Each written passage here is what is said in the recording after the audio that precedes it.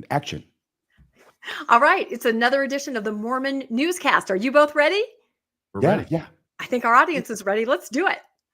Hello, my dear brothers and sisters. What a joy to have you join us. May this news program bring light to your mind and warmth to your heart. So whether you are tuning in from the heart of Utah or joining us from around the world, your favorite news program starts now, where news meets insight and the stories of our faith unfold. Close quote. You always play something that makes me laugh so hard, especially when I'm supposed to be the one very seriously saying, welcome everybody to the Mormon Newscast. Those intros are killer. I'm pretty sure in the comments people will agree with me. Welcome everybody to the Mormon Newscast. It is March 10th, 2025. You know what that means? It means that Lent is well underway. So for all of you LDS folks who are celebrating it like you always have, I wish you the best here. I am joined by RFM. How are you this evening, RFM? I'm great. That voice reminds me that if I try really hard, I can wiggle my headphones. And also that I decided this year I'm giving up sobriety for Lent. I think that's perfect. I think that's wonderful. What are you going to give up, Bill, who we are also, of course, joined by this evening? I am going to give up, I don't know, fish sticks and bad salsa. I love fish sticks. I don't think it's supposed to be something you like. Yeah. It's supposed to be a sacrifice. No sacrifices here. We're making it simple and easy. Get rid of the things you don't like. We've done enough life with bad things. Wow. All of us here, including all of you. There it is, mic drop moment. I tried to give up chocolate for probably 10 minutes, but I work in an office where there's a giant like chocolate candy jar that I walk past about every 30 seconds. So I have no willpower. Sorry. Nothing for me. All right, let us go to our slide that tells us what stories we're going to be covering tonight. We have quite a number of stories. I think you guys are really going to like this. We're going to cover the Mormon Masculine Manosphere. I love that word. I haven't really heard that before. Kind of awesome. New LDS stats, more men than women. Those stories are kind of linked a little bit, as we realized when we were putting our slides together. Bill's covering that first one, and I'll be covering the second one. Should the church help pay for Utah City roads? Of course, this is RFM. This is something being talked about in the legislature, and really interesting. Rainbow flags disappearing from BYU. This is very unfortunate, and Bill's going to be talking about that. And then what happened to those missionaries in Malaysia? I have a little bit of an update for you on that. I remember that. I'm sorry. I was taking notes because I was mentioning the fact that if I put on any more weight, Rebecca, I'm going to become a manosphere. A manosphere with your own orbiting fans. Is that how it's going to work? Oh yeah, you got too much weight on you when you actually have your own atmosphere. That is actually true. And I have to say again, Bill, for some reason I can't move those dang slides. I don't know if it happened in the upload or I'm logged in wrong, so I'm going to have to again say next, please. So before we get started with these stories, we have a very quick update. There are two major programs that have come out in the last week, and I'm guessing a lot of you have already seen this. So I just wanted to kind of take the pulse of Bill and RFM if they had seen these. We first have Ruby Franke and Jody Hildebrandt, Devil in My Family on Hulu. And if you go to the next slide, this just aired Friday night. I'm guessing a lot of you stayed home for this one on the next slide, and that is going to be the Lori Vallow Dateline interview. There we go, where she let everybody know that she is Jesus's favorite and he visits her regularly in prison and others. Did you guys have a chance to watch either of those? And do you have any just quick comments or takeaways? Yes, I and Wendy watched all 3 episodes of the first one, the one about the devil in the family with Jody Hildebrandt and Ruby Franke. And I think the best summation of the entire 3 episodes was from Wendy when she said, "Those 2 bitches are crazy." We don't need to go on from that. That actually applies to both of them. So. That's all I need. His story covers how I felt, so we don't need to say anything more. It was crazy. I thought it was excellently produced. I saw. I don't know every detail about the case, but I know enough to know that they were leaving some out here and there and making editorial decisions in order to streamline the narrative. And I get that. And I thought they did a very effective job of doing that and helping me to understand how it was that this confluence of events occurred, this perfect storm that ended up in these 2 little kids almost being dead. Yep. And in the case of the other story, unfortunately, 2 children that were murdered. So when I was watching the Jody Hildebrandt documentary, the Ruby Frankie one, I thought about how one of our very first episodes on the newscast, you covered that, RFM. You read through the report of the injuries. And I just remember being so sick to my stomach when you were reading that on the newscast, and then to kind of hear them rehearsed again here. But for those of you who haven't seen it yet, interesting light shed on Jody herself feeling that she was possessed. That was one part of the story that I hadn't really caught. And they had footage of her, and her bishop was there at her house trying to give her blessings, and then finally just said, I can't do anything else for you. You know, it's a really interesting situation a bishop would find himself in, because technically throughout church history, we're supposed to believe in demons. But here's this woman writhing on the floor, talking in a devil voice. You know, I don't know if he really bought into it. He kind of said, someone else will have to take over. And there's Kevin Frankie. He goes, sure, come to my house.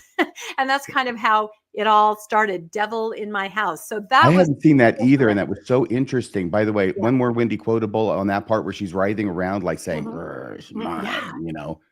And Wendy says she needs some lithium. We got to get Wendy's movie moments on the newscast here. She It's really cuts amazing. I'm through it. writing this stuff down. It's gold. She's incredible. Well, and the other thing I thought is that, you know, that really did reveal what Jody, I mean, that she was highly disturbed. And at that same time, she had the ear of, Mhm. we don't know how many, the brethren, the 12. We know she was having a meeting with Brad Wilcox to talk about, you know, mental health in the church. So it was even more disturbing to me to see how disturbed she was. So if you haven't caught that, it's on Hulu. Lori Vallow, of course, that's on Dateline. You can watch it on YouTube TV, I think, on NBC. And it was basically just her interview there in the prison. And she is, I mean, I think that applies. You haven't seen that yet, RFM, but I think Wendy's remarks That was crazy too. apply here. And I thought, you know what, and maybe you had this thought too, Bill, if you were to string together everything that she said, you know, because there were cutaways to tell the story. They did a really good job on that. And there were questions. Everything she said was nonsense. It was a lot of, what are you trying to say, Keith? What do you want, Keith? Oh, Keith. Well, you don't even want to hear the truth, Keith. I mean, I'm scared that I can actually do it so well. But she really does not seem to be in touch with reality. And she said Jesus was visiting her. And a lot of the stuff she said, I don't know if you picked up on this, Bill, it made sense to an LDS audience. I've known her eternally. I'll be with her again. You know, she used all those words that might sound really foreign to others. Sounds pretty familiar to us, but very disturbing in the context of where she was and what had happened. Jesus is, I'm sorry, Bill. On one hand, it seems so crazy, her perspective in this interview. On the other hand, I also can relate to like a mind that is right on the edge of cognitive dissonance, that in order to not have to confront the truth of what your life has been for the last umpteen years, you have to maintain the story. Imagine if she came back to reality, what that would mean she would have to acknowledge. Yep. And you can sort of see like the mind fractures, and it goes down the path of choosing to believe the narrative that allows you to have some degree of peace inside and not fall apart completely. Yeah, no, I think that's all of us see that, because it's true. Imagine if she were to snap out of it and come to reality. You could not live with yourself, you know. And I do wonder about Chad Daybell, because, you know, she kept insisting, you know, I'm Lori Daybell, you know, don't call me Lori Vallow. I'm married. We'll be together again. I've seen it in a vision. Jesus has shown me, you know.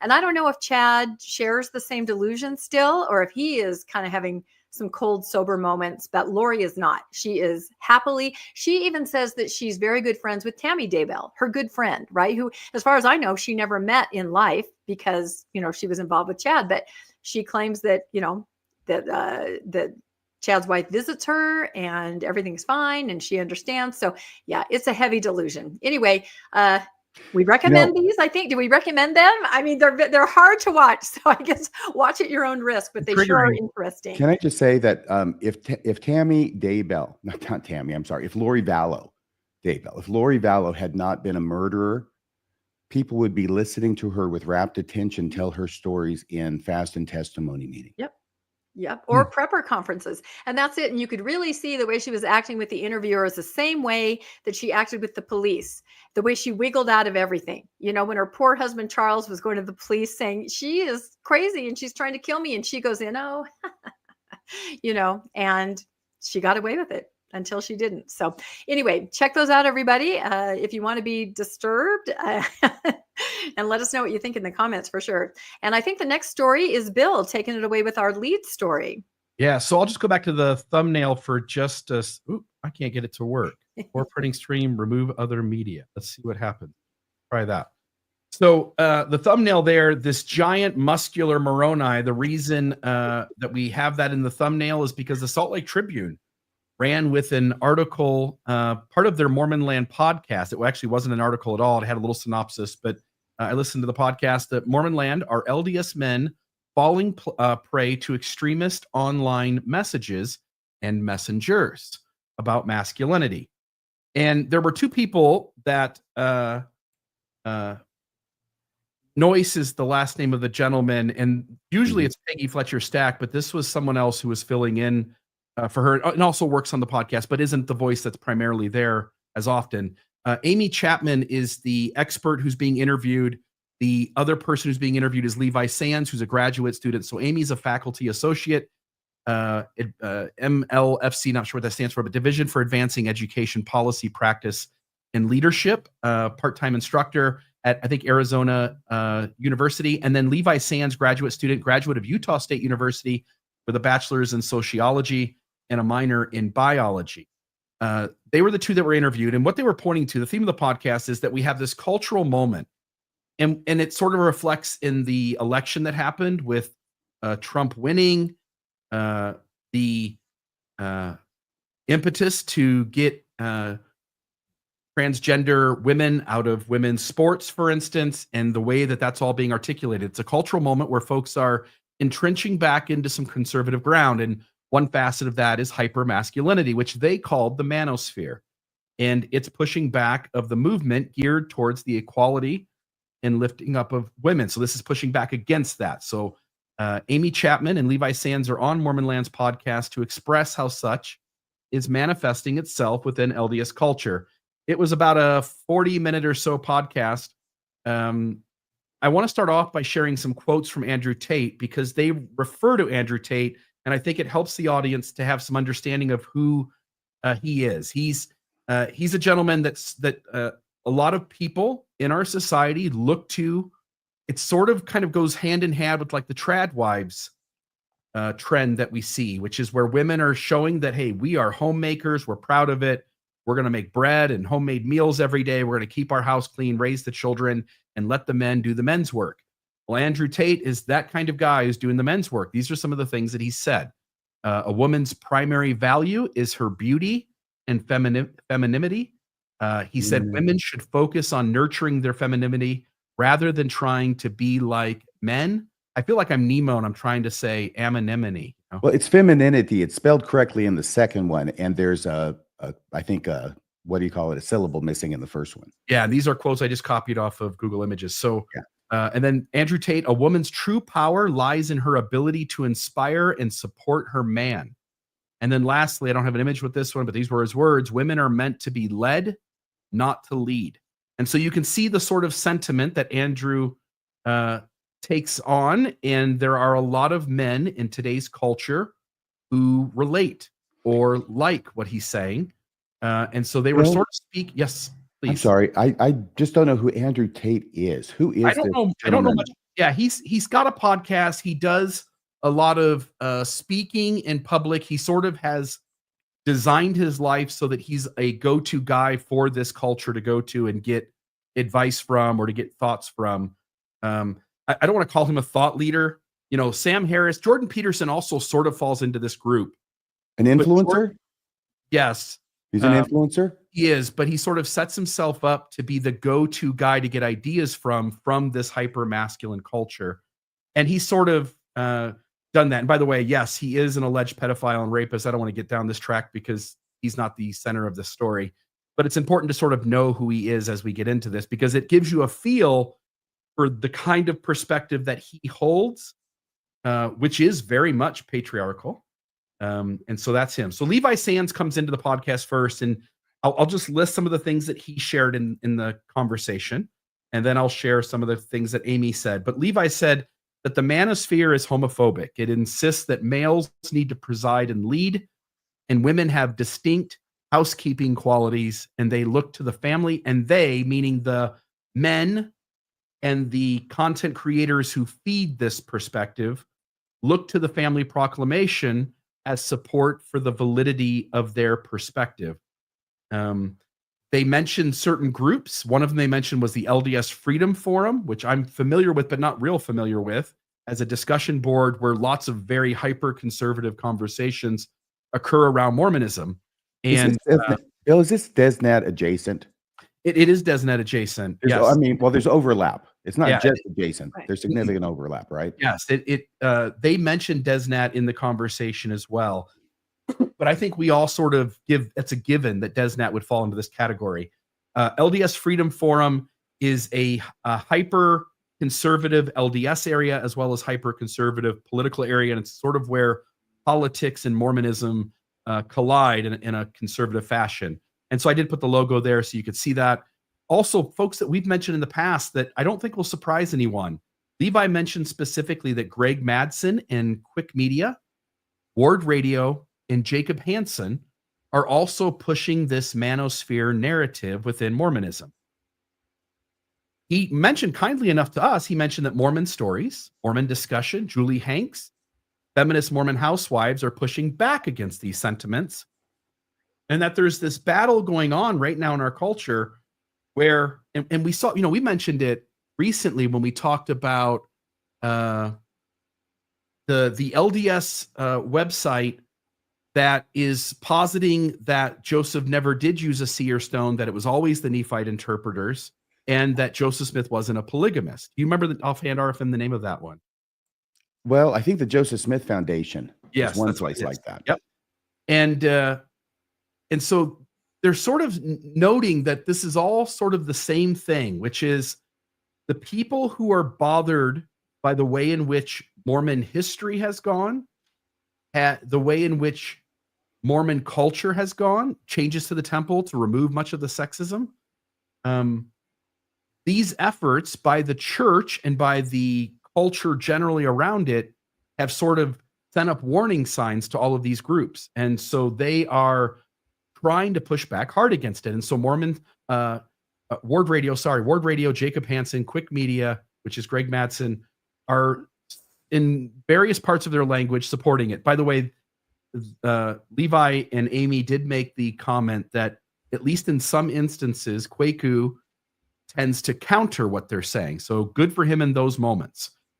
There are some church, Levi mentioned that there are some church talks that speak contrary to this movement, but they are not landing or being utilized by this group. And Levi and Amy Chapman both saw a lot of risk in the church allowing these voices to continue to get louder and louder. One of the things that this culture can run into the risk of is hypermasculinity can turn very quickly into violence and abuse. And so they noted that. So Amy I had a Chapman, comment about Kwaku because I wanted to ask, are you talking about Kwaku to the wall with her? L? That Kwaku L? No, that's not the moment I'm talking about, but that is the Kwaku I'm talking about. There are moments where they noted that Kwaku tried to bring the volume down of some of the hypermasculinity conversations that centered around some violence. And so they were giving him at least kudos in part. Amy made the note. She said there's a segment of content creators that capitalize on this manosphere, and we named some of them, this manosphere content. And there is a large number of consumers who take in this content. She mentioned that Andrew Tate is one of the folks that's seen positively. By the way, whether it's Quick Media or Ward Radio, they noted that those folks have mentioned Andrew Tate's voice as authoritative in how they're talking about the culture. And LDS Freedom Forum mentions him a bunch of times in positive light as well. And so there's that. And then she also said that allowing these voices to lead again, to be seen as valid by church leadership is concerning to her. They were noting risk in a separate part of the conversation when speaking specifically of Ward Radio, Quick Media, Jacob Hansen. She was speaking about how those voices being allowed to lead and people thinking those voices have some level of validity or authority is concerning to her. And Levi agreed. Now, that's the gist of the podcast. But I just want to note here, I I wanted to just point back at the LDS Church and say, I know you want to sort of parse it out and play someplace in the middle, and you don't want to upset your conservative members, and you don't want to upset your nuanced members too much either, and you try to play some sort of middle ground, often avoiding the questions that you've self-stated that you avoid the questions you don't know how to answer. But I'll just note things in Mormonism that from the outside looking in are concerning and do contribute to not only patriarchy, but to voices like Jacob Hansen feeling like he is safely within the church when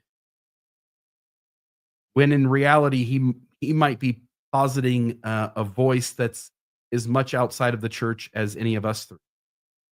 One is male exclusive priesthood authority. Women's voices are secondary in church governance. Presiding over the family doctrine, we mentioned the family proclamation earlier. That's one place that these voices constantly point to. Number 3, obedience to male leaders as spiritual imperative. Polygamy as a divine principle. We saw in that cartoon recently that just trying to wrap that story in a faithful way was risking deep harm to children to learn the story that way. Modesty doctrine and sexual control over women. The temple endowment before 2019, where LDS women covenanted to obey the law of their husband as their husbands obey the Lord.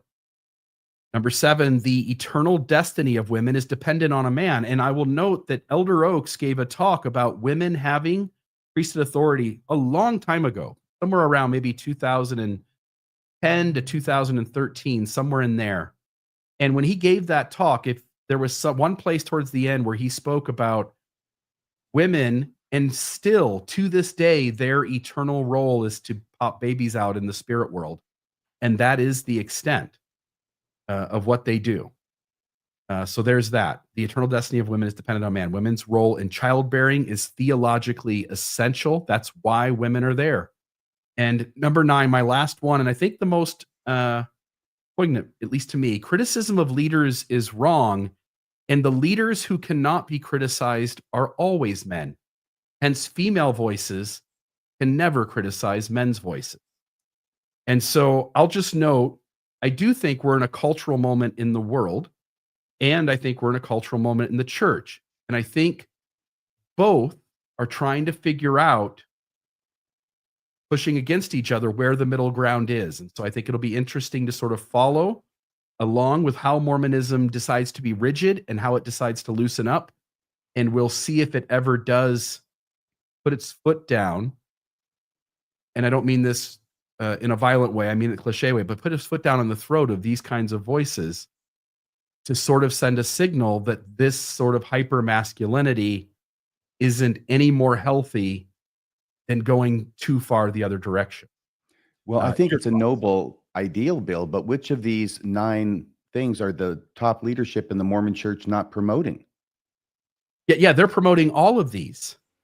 And if they really ever want to get to if they ever do, and maybe they don't, and I certainly don't think they do at this point, but if the Mormon church ever does, somewhere far off in the future, want to get to a place of balance and fairness and equality, it'll have to change almost all of them. I was trying to look at these critically as you went through them, and I pretty much have to agree, really, in sum, to all of these as being things that the LDS church does. It says it contributes to the manosphere. I see this as actually creating the manosphere. And that's why the people that, what's the guy's name? The guy with the tight black shirt? Greg Mattson? No, him. Andrew Tate. Andrew Tate. Yeah. I mean, how does he not think that he's a Mormon in good standing when that's what the leaders teach? And just FYI, this guy's not a Mormon at all. No more a Mormon. Exactly. Jordan Peterson's not a Mormon at all. This is just the male voice out there that those going too hard to the conservative side are pulling from to justify their perspectives and their behavior. Well, I can see why anybody who is a Mormon would think I'm totally in line with the leaders of the church by holding these views. this sounds a little arrogant, but every one of these could be said in a Sunday school class in a nicer way, and it would sound perfectly fine. And has been and continues to be. Absolutely. Yeah. I'm rewatching The Handmaid's Tale. I don't know if you guys have ever watched that. I feel like kind of watching the prequel on the news, right? But yeah, there's a lot of that. There are a lot of parallels. And I watch faithful podcasts. I see this rhetoric. The rhetoric is kind of presented in a way, we don't have to be nice anymore. Jesus wasn't nice. Let's make Jesus mean again. Meaning that you don't have to have these niceties. You can stand up for what you believe, even if it's not popular. And a lot of it is this trad rhetoric that can be extremely dangerous. And of course, it's supported by almost everything you would hear at church. Oh, and women support this too. I mean, that's what's interesting to me when I look at faithful social media. It's not just men, it's women too, who are maybe their own worst enemy, also supporting this. Well, strangely, and we're not going to mention the name, and I know you don't want to mention the name, but it's a person that I know that you know who's a man, who's a member of the church and has some degree of notoriety. Not a whole lot, but some. Some people know him. And apparently he's gone off the deep end on his, what is that? On what channel does he have where you keep sending me things, Rebecca? And we go, which one? No, I just who's going hyper masculine. Yeah, it's a thing. It seems to be a popular thing to do. It's a pervasive view, I think, and it is again supported by almost anything you could find in the handbook or anywhere else. So, and I don't know, the church doesn't silence that voice, just like it doesn't silence a progressive voice that talks about Mother in Heaven officially. You know, all the voices of the restoration are going look at another Fiona. We were talking about Fiona in Brigadoon right before the show started. Fiona Givens, who got silenced for talking about that. Yep, that's true. Ward in Harlem, I think she did, but yet a Restore conference goes on where they talk about that and they pray and they have, so I don't think the church officially silences anybody because they're all still paying tithing and they're all still sitting in the seats and being counted. And I guess maybe they're just waiting to see what's going to bubble over. But I see this, this traditional stuff is, I don't know, getting out of control and maybe a little dangerous. Then the last thing I want to just say is just a pause, and we could all culturally ask ourselves if people of color, different races, different ethnicities, female gender, LGBTQ community, those groups have always had some degree of less privilege than the cisgender, heterosexual, European white male. And as things begin to even out and there's pushback, I think it's at least possible that those cisgender, heterosexual white men are noticing that they're losing something that doesn't feel good. And they perceive it as they're being picked on, when in reality, they might just notice that their privilege is being brought into par, not there yet, but being brought into par with those other groups who have forever been less privileged. And I think, at least in part, some of the retrenching or entrenching into far right conservative masculinity is, I think, a response to that. Well, we have the Danites and Joseph Smith's day, and we've got Brigham Young and the Avenging Angels, and then that went by the wayside for a while, apparently, and now it's back in vogue. But I do want to comment that when I joined the church, Spencer W. Kimball was the president, who famously gave the message to all the priesthood, all the men and the boys in the church: don't shoot the little birdies. Yeah. Yep. Do you remember that, Rebecca? I don't remember that, although, I think it was in a priesthood session. Well, then I would not have been allowed to remember it unless my dad came home and told me. So that was back when we had priesthood sessions in general conference, and it or something, which was no women allowed. Yeah, I was making donuts. So that's where I was, and putting on a little lipstick. So. But honestly, the reaction to that among the guys that I knew was like, he's losing it. I mean, what is this? Don't shoot the little birdies. We were not old enough or sophisticated enough to appreciate what that message meant. He was giving a message, a meta message with this story, but all we could do was focus on the story and think, oh, come on. Do you want to explain that for somebody who might not understand what that means in our viewers? No. No. Google is your friend. We Google got enough is your friend. The night without me adding another one. Oh, That's great. Well, and I also feel that, thank you, Bill. That was a really good analysis of that. And I feel like maybe culturally in the world, if they feel they are losing some privilege, just the way things are going, where they can regain it and find it is perhaps in a high demand, high control religion. I think that's part of it. And that kind of is one of my conclusions here in the story that I'm going to be covering, which was an article in the Tribune. The LDS Church retention rates are down in the US, but male membership is up. Males are finding a reason to stay more than females in the church. So are you saying that men are joining the church in numbers greater than the women who are leaving it in order to account for this strange headline? No, I think that men are staying and women are leaving for the first time ever. But I will say that when women leave, eventually everybody leaves. But male membership is up. Not necessarily up. It is now higher. We'll go into the stats than female, but that is because more females are leaving, if that makes sense. So again, it's dicey. You just have to rely on surveys. This is the Pew Research survey. And again, Bill, I'm so sorry that I can't switch my slides. I have no idea why it works pre-show and doesn't after show. So I have some pictures here from all the things in the media going on with women and Mormonism. There's so much. There's Heretic. There's, Jody and Lori and the Secret Lives of Mormon Wives and all kinds of different things. And they bring up the point in this article, and I'll just kind of paraphrase, that this is how people see Mormons. These notable shows that they're tuning into, that are getting all this, that are very popular. And this isn't really what Mormons are about. So the Pew Research Center's Religious Landscape Study gives us more answers about the true makeup of Mormonism and those that consider themselves Mormons. So this study was based on 37,000 Americans, and they surveyed 6 Christian groups, kind of their focus, Christian faith groups, in addition to Hinduism, Buddhism, Judaism, and Islam. And it also included atheists, agnostics, and those who identified as nothing in particular. There were 565 self-identified members of the Church of Jesus Christ of Latter-day Saints in the survey. So that's kind of where all this data comes from. And, nothing in particular, the NIPS. The NIPS. I love that. A NIP. That's awesome. So it says when it comes, and maybe you guys can help me with this math. When it comes to the overall share of the nation's population, Latter-day Saints have been holding steady at 2%. 2% of the U.S. population, according to Pew here, from the Pew, are LDS, which is interesting to me. And they're saying when that's put into the context of overall decline of Christianity from 78% to 62%. That's a pretty big drop since the last survey in 2008, I think it was. This number, seems to represent a larger part. So it says this number does not reflect the number on the church rolls. Of course not, because we don't know what's on the church rolls. It's only an estimate of those who self-identified to surveyors of the Latter-day Saints. So I tried to do this. So people in the U.S. round up to 340 million. 2% of that is 6,800,000. Do you think that's accurate for the number of LDS people that there are in the United States? Not going to church.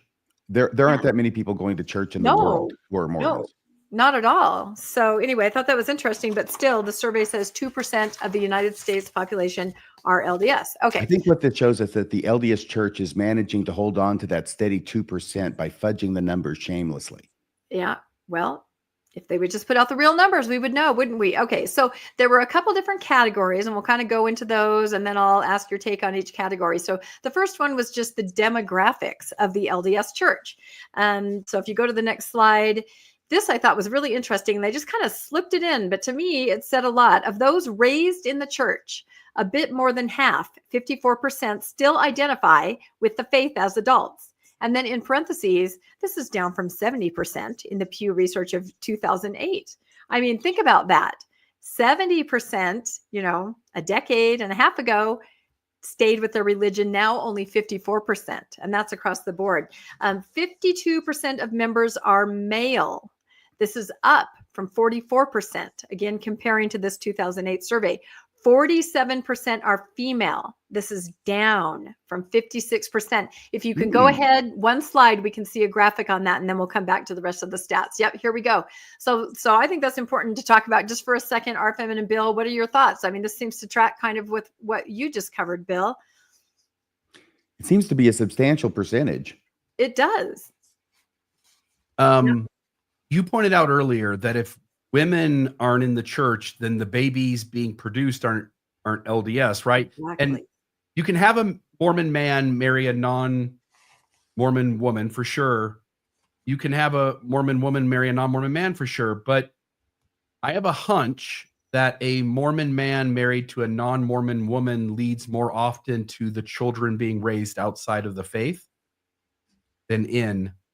And I think this is bad news for the church if this trend continues to any degree.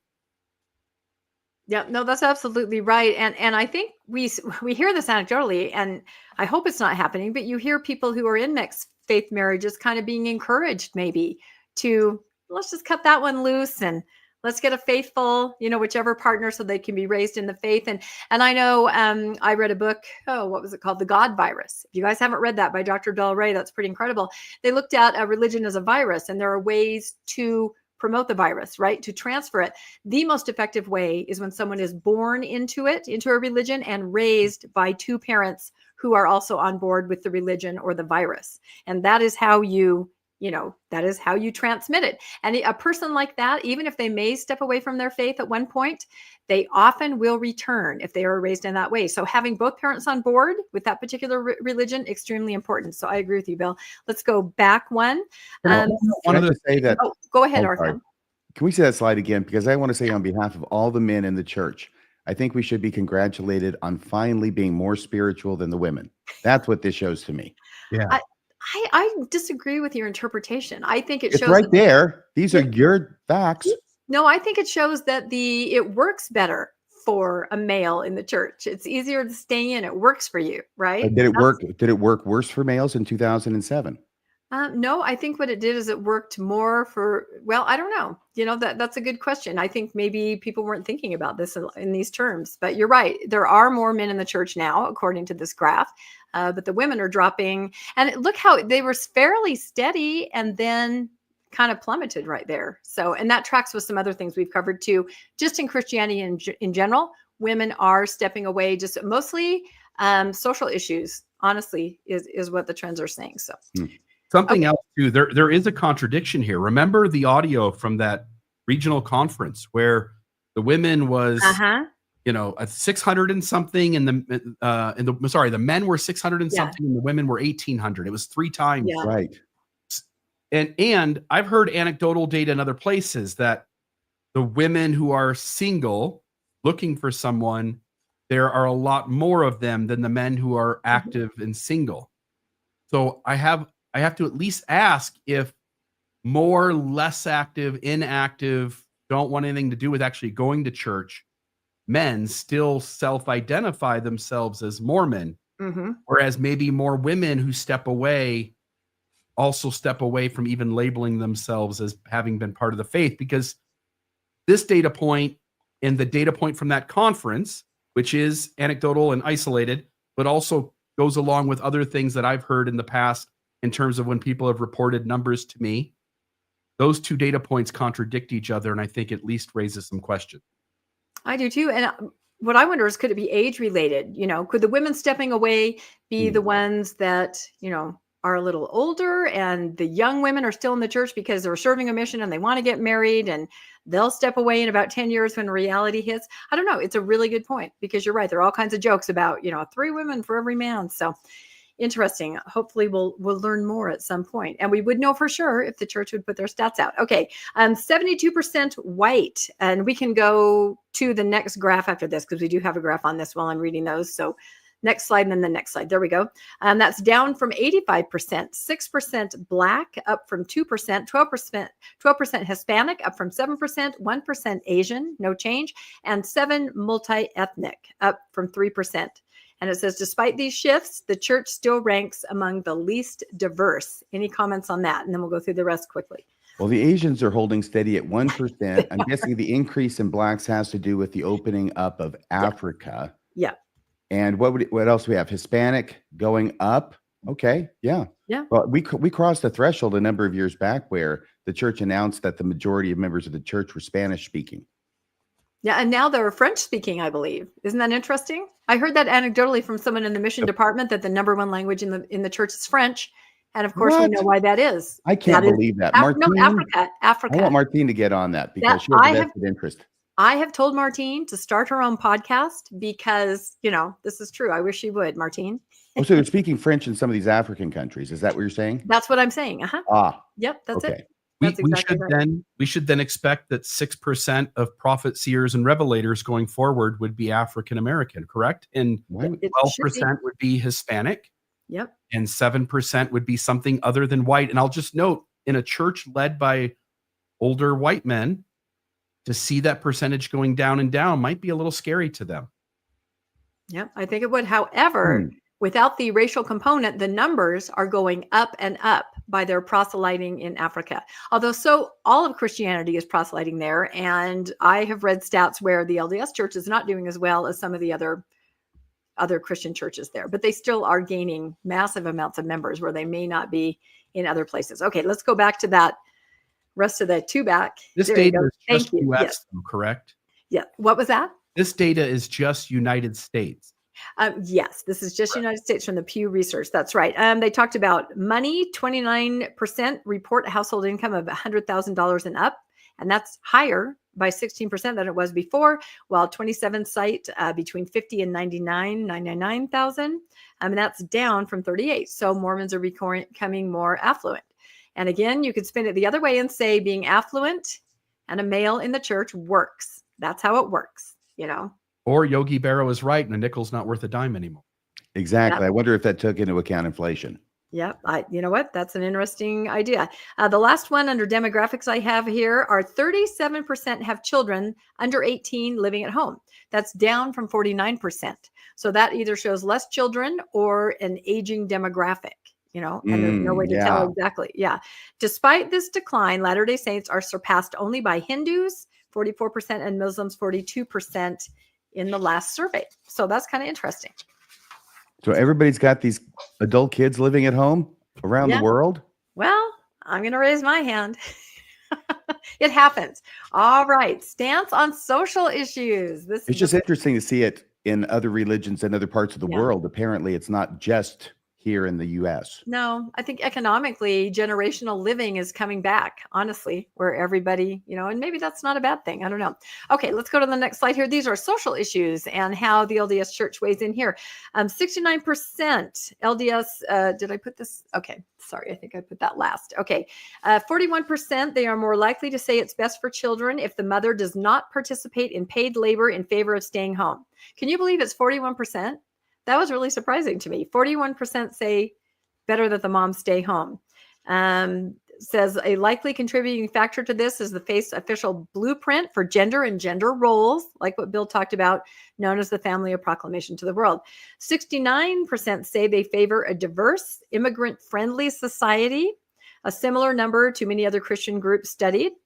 74 view science and religion as compatible, nearly 10% points ahead of Muslims, who are at 66% are the next most likely to take this view. And I've always thought the LDS church, if you look at it in the right way, is compatible with science, right? We have planets, aliens, all of that. I was raised by 2 scientists, never had a problem with that. You know why Mormons say that? Why? Because they don't know shit about science. That's exactly. I was just about to say that. You stole my line. Yeah, I was raised by scientists, and it was a lot of junk science when it came to the church. Absolutely. So they think it's compatible. Have you ever visited the Bean Museum at BYU? Go do that. I told Nemo to do that while he was here. I don't know if he did. 36% say climate change is the result of natural causes, and the most of any group by 6 percentage points. So, and again, I think that has to do with the end of the world. Jesus will come. Jesus will heal the earth. Jesus will fix everything.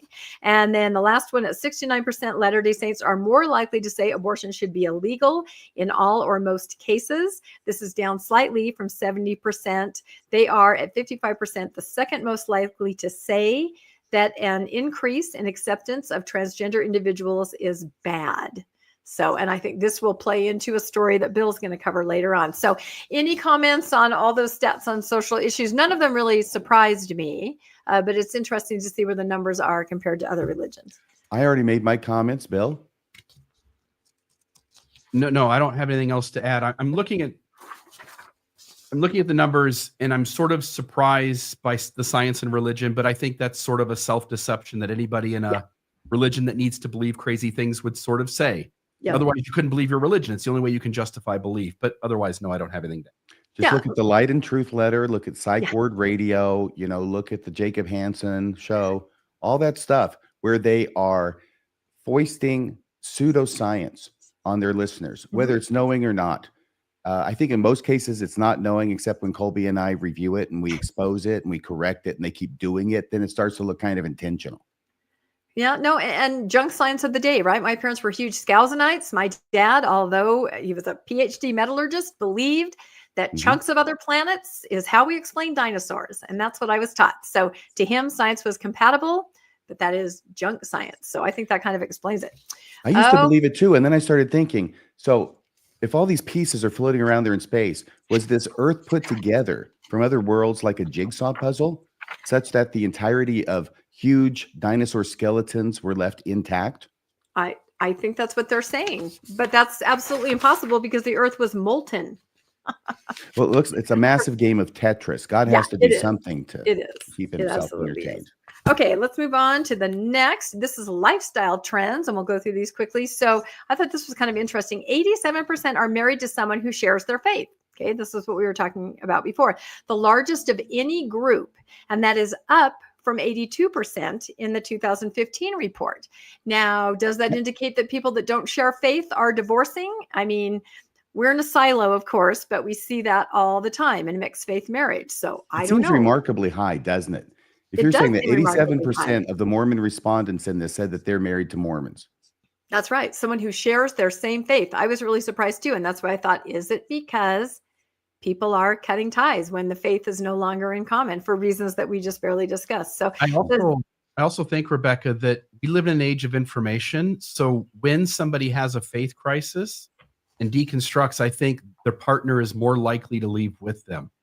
I think if you go back 30 years, 40 years ago, your spouse losing their faith and making claims about the church's contradictions in its history or doctrine would be so much more difficult for a non-interested partner to even begin to get clued into that. I think now there'd be a higher chance of being on the same page, which may also support sort of the higher number. That's a great analysis, meaning that then they would leave together and the ones remaining would be of the same faith. And, I think that's really true because think about it. Back in the day, if you lost your faith and you were trying to get your spouse on board, you might hand him a weird mimeographed paper from the Tanners or something. Now you can pretty much say, look, watch this podcast. It's even faithful, but it brings up these issues, and we see that all the time on social media where one spouse will say, can anyone recommend something that my spouse could watch that would be sort of a soft landing, but at least introduce some of the topics? I don't think anyone ever says the newscast. Maybe they do. I don't know. But no, I love that, Bill. I think that's really interesting. This is good. 72% say they have volunteered in the past year, the highest of any group by 20 percentage points. Now, why do you guys think that is? That's why all do you we think do. they think they're volunteering? We're always volunteering. We're always being called upon to volunteer. Right. But Whether it's not in helping the people community. move, or pretty much everything we do in our church callings, although I don't know if the people would think of that when they're answering it. Well, and I believe, and it even says in the article here, that perhaps they think what they're doing in their church, fulfilling their callings, even going to the temple, is volunteering. Where you ask that of another religion, and they would probably think, yes, I was at a soup kitchen. Yes, I drive a Meals on Wheels. But we think, yes, I taught my nursery class. Yes, I went to the temple 3 times. So I don't know. I kind of chalk it up to that. But not that Mormons don't have wonderful humanitarian grassroots efforts, because they do. But I thought that was interesting. Any thoughts on that, Bill? Just that it rarely, all my time in the church, there were maybe a handful of members who did any sort of significant community service. Yeah. And all of us thought that helping the Jones family move and dropping a casserole off at Sister Smith's house and serving in the church was all volunteer work. Yeah. And the temple. That's the one I have such an issue with because you are really, well, I won't go into it here, but yeah, to me, that's not volunteering. Well, we don't serve in the temple anymore. Now we worship in the temple. That's right. We worship in the temple. But anyway, attending the temple, simply walking through the doors. I think a lot of people think they are doing things for other people who have passed on, and they consider that volunteering. And serve and worship are both euphemisms for sleep. Yeah, you guys can't say temple anymore. It's house of Oh, the I'm Lord. so, I will never catch up. I still say We don't Mormon. serve in the temple. We worship in the house of the Lord. Oh my, so I can't say Mormons go to the temple. I have to say members of the Church of Jesus Christ of Latter-day Saints worship in the house of the Lord. That is too much. I know it's like the can't do name it. of the church, right? I'm too lazy. The trick and the goal is to put as many conjunctions into the damn name as you possibly can. I think that's true. Although, have you noticed that they are shortening it everywhere that they use it to simply the Church of Jesus Christ? And that may work here in Utah, but out in the world, there are, I would say, 1,000 churches of Jesus Christ. So that's That probably a flag. that is a deception. It's also a violation of the commandment of God. It is, but they're doing it. They're doing it Because on their it's not the whole website. name. It's not the whole name. that God gave back in 1838. And we got a section, a really short one in the Doctrine and Covenants saying it. Yeah. This is the name that you shall call it. And when you say Church of the Latter-day Saints, it is just as much a violation of that commandment as the Church of Jesus Christ. Yeah. Well, go on any of their assets on Instagram or Facebook, and you will see the Church of Jesus Christ. So, which is hard to say. You kind of have to say it like this. Anyway, all right, let's move on to, I think, our very last one. I thought these were really interesting. LDS politics. Okay, this was kind of fascinating. It says Latter-day Saints may harbor some hesitations around the current administration, but they remain overwhelmingly Republican and committed to small government, while many embracing ideas of Christian nationalism, or the belief that Christian beliefs should dictate American civil life because the founding fathers were Christian. Yeah. Deists. 73% as Republicans or leaning toward the GOP, the most of any religious group studied, and that is up from 65%. Really? That's surprising. Yeah. That is surprising. Compared to just 10% who label themselves liberal, no change. Nearly a quarter, 23, identify as Democrat or leaning that way, up from 22. So, Rebecca, are you going to posit here that more liberal Mormons are leaving the church than conservative Mormons to account for this? You could spin it that way. What do you think, Bill? That's kind of how your spin that now you've got us all thinking about. That would be my hunch. My hunch would be that liberal members of the church are much more likely to leave. Yep. And that could explain women too. Like I said, social issues, more liberal point of view are making more women leave, as we talked about in another study about a month ago. So they are 63% the most supportive of small government, and that's up again from 56%. So everything is going up, which again, Bill, your theory makes a lot of sense. 65% say they support the United States declaring itself a Christian nation. And this is a question that they hadn't asked before, so there is no data. We'll have to wait till next time. But 65% of the Latter-day Saints surveyed said, yes, we can make that declaration. We're a Christian nation. And it says, by comparison, a separate 2023 study found that 38% of Latter-day Saints qualified as Christian nationalists. That's kind of interesting, because what is it now? Yeah. While nearly 30 percentage points less than the Pew findings, a discrepancy perhaps due in least part to the 2023 report's more detailed approach to the subject, this number was significantly ahead of the 29% that the report pegged as the, turning my page, U.S. average. So I thought all those stats were really interesting. I think that we probably covered it pretty well. I don't know if anybody in the chat was surprised by anything there, but I love your idea, Bill, that maybe people with the different point of view are just jumping ship. Any final thoughts on all those stats? No, my mind fairly reels. It's difficult interpreting them. They don't always mean what they seem to mean at face value. Exactly. Yeah, Yep. and some things go up in ways that I surprised by, and some things went down in ways that I expected. And I think sometimes real trends, what's really happening isn't able to be really sorted out until you get maybe multiple surveys down the road. Yeah, I think so too. And even this Pew research that you covered last week, it seemed like every different news source covered it differently. Christianity holds steady, Christianity in decline. You look at it different ways. You can crunch the numbers to support your narrative however you want. It's hard to be impartial. We are all in a silo and we recognize it. So, all right, let's move on to RFM. I think you have the next story, don't you? I do. I'm going to burn rubber through this story. Look at this. Because it's about city roads. And the question is, should the LDS Church have to help pay for Utah city roads? By the way, I took this picture, Road Work. It was a popular novel by an author named Richard Bachman a number of years ago. If you know who Richard Bachman is, then you get extra credit out there in the live chat. We'll talk more about that on Friday, Mormonism After Dark. Utah city roads are funded by a property tax. Now, once again, I'll get ahead of myself in the slides, but I always do. What this is talking about is cities and the roads in the cities, the city roads, not county roads, not state roads, but city roads. And not all the cities, but about 12 of them in Utah.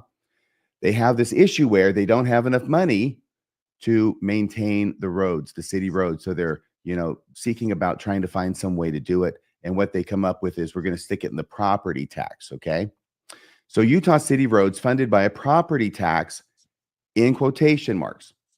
Technically, it's called a transportation utility fee or a TUF. Now, there's all the difference in the world between a tax and a fee, and thereby hangs the tail.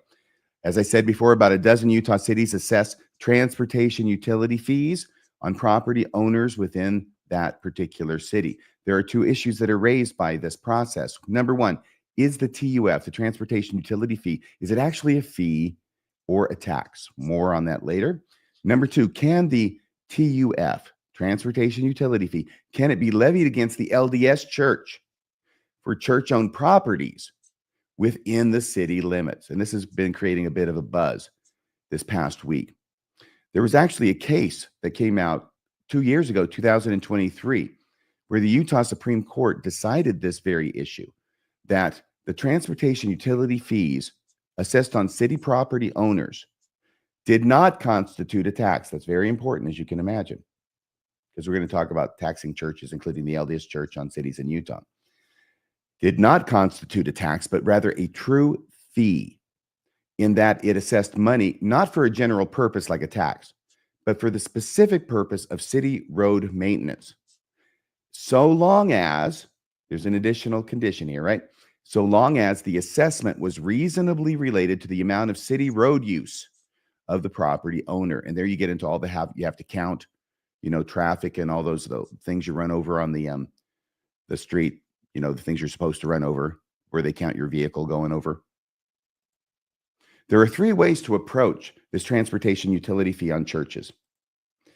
Number one, the LDS Church, it applies to all churches, but we all know it's really about the LDS Church in Utah. Obviously, there are other churches. But number one, the LDS Church gets a complete exemption. That would be one way to handle it, right? Number two, the LDS Church has to pay the same as any other property owner. So those are the two extremes. And the third one is the LDS Church has to pay some TUF, some of this fee, but gets an offset of some sort. Now, in the Deseret News, they published an article on this, which had no pictures of the LDS Church properties, but a picture of a Baptist church, because I think they want to say, yeah, they're making those poor Baptists have to pay for these roads. Isn't that terrible? And the title there, the headline is, should Utah cities charge transportation fees to churches? This is a story by Brigham Tomko, up-and-coming reporter there at the Deseret News. A little background. Cities started implementing road use fees a decade ago, beginning with Provo and spreading to a dozen others, as decreasing gas tax revenues and increasing road maintenance costs made it difficult to find funding for badly needed infrastructure improvements without raising already high property taxes. It became clear that there just wasn't enough money to meet those needs, said Cameron Deal, the executive director of the Utah League of Cities and Towns. The controversial new funding mechanism led to a 2023 ruling, that's the case I talked about, from the Utah Supreme Court, which determined that transportation utility fees are to be considered fees, not taxes, as long as they bear some reasonable relationship to the cost of the benefit or service. To stay well within these legal bounds, the League of Cities and Towns worked to craft strict requirements for the study cities must conduct to implement the fee, Deal said. They have to do a study. They have to, count cars, make the apportionments in order to do this in a legal way and make it a fee as opposed to a tax. The studies must take into account traffic counts and apportion fee rates based on whether the traffic is mostly for residential, commercial, or house of worship purposes. So, Salt Lake Tribune ran an article, should churches have to help pay to maintain city roads? The Utah House and Senate disagree. You'll notice that the main picture at the Deseret News is a Baptist church. Main picture on Salt Lake Tribune is BYU. Yeah, church property there. Church has a little bit of property in Utah in some of these towns, I understand. So this is an article by Robert Gerke and Emily Anderson Stern, came out March 5th. Their pictures are there. The Utah House, and I'm not reading the whole article, just bits and pieces to try and give you the flavor. The Utah House and Senate appear to be on a collision course with competing bills about how much cities should be able to charge in fees for one of the state's largest landowners, the Church of Jesus Christ of Latter-day Saints. This is why you got to subscribe to the Trib. You're not going to get the full story from the Deseret News. I'm just telling you. The issue revolves around transportation utility fees, which a dozen Utah cities charge to residents and businesses to fund road improvements and maintenance. But the two chambers, House and Senate, in Utah are at odds over the extent to which churches should be exempt from paying those fees. The LDS Church in particular is at the center of the debate for some reason. A tale of two bills. Bill number 1 from the Senate. That was sponsored and proposed. That bill would completely exempt churches from paying the fees, whether it be for roads that provide access to ward houses or synagogues, church-owned schools, or potentially church-owned shopping malls. So church gets exempted from everything.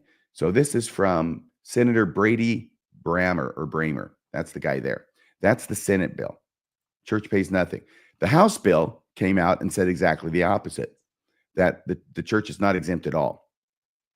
And here is, this is Representative Karen Peterson. Everybody who's quoted here, I think, are Republicans. Are there any Democrats in the houses in, I don't know, in Utah? Not a lot. But she's a Republican. She had sponsored this bill. And she says about an hour later, after that first bill, the House passed a bill which doesn't exempt religious organizations from paying the fees at all. So that's what came out of the House. Now, it appears that the bill that originally Karen Peterson had brought forth, it got amended to change it. But originally, the different version of Peterson's bill, which would have exempted churches from being charged the fees for roads that provide access to houses of worship and meeting houses, administrative offices, or property used to provide humanitarian welfare services, failed on a voice vote by her House colleagues. So she brings in her original bill, it fails, and then it gets modified, amended, the process continues, and it comes out, and it looks like the way it looks, it doesn't exempt religious organizations from paying the fees at all. So back to the 3 ways to approach the TUF on churches, right? The LDS Church gets a complete exemption. That's the Senate bill. The LDS Church has to pay the same as any other property owner. That's the House bill. And the LDS Church has to pay some, but gets an offset of some sort. That's what Representative Karen Peterson introduced, but it got changed to number 2, figuratively and literally. And here's this fellow. He's also a Republican from Paradise. You got Paradise in Utah. Do you know where that is? I think it's up by Hiram, if it's the one I'm thinking of. Okay. Kind of up Well, this north. fellow is Representative Casey Snyder, and he's about had it. He says this is one more exemption for one more fee. In other words, if we give the church or all churches an exemption to this fee, he's specifically the LDS Church, right? I mean, that makes a big impact. If the Baptist Church on the corner in Salt Lake is exempted from this fee, it's not a huge impact. If the LDS Church is exempted from this fee, it's a huge impact and a shifting of the burden. So Snyder says this is one more exemption for one more fee, which means you and I will continue to pay more and more and more, while some of the largest landowners in this state, Mormon Church, will continue to pay less. I think we have to find a fundamental fairness on this. Then here's this individual from the Senate, President Stuart Adams. He's a Republican from Layton. I know where that is. He took a hard line opposing Peterson's bill if churches aren't exempted. I'm adamantly opposed to the House bill if it comes over, but doesn't exempt religious organizations, he told reporters Tuesday. This is a tax. They'll call it a fee, but I just can't imagine. By the way, that's contrary to what the Supreme Court in Utah said in 2023. But he's still going to argue this. This is a tax. They'll call it a fee, but I just can't imagine we Mormons in Utah want to tax religious organizations and wash away that tax exemption. And I think that's the battle. And personally, I'm going to stand up and be adamantly opposed to it. So this person is totally on the side of the church, doesn't want them to have to pay anything in these TUFs. By the way, looked at it from the church's position.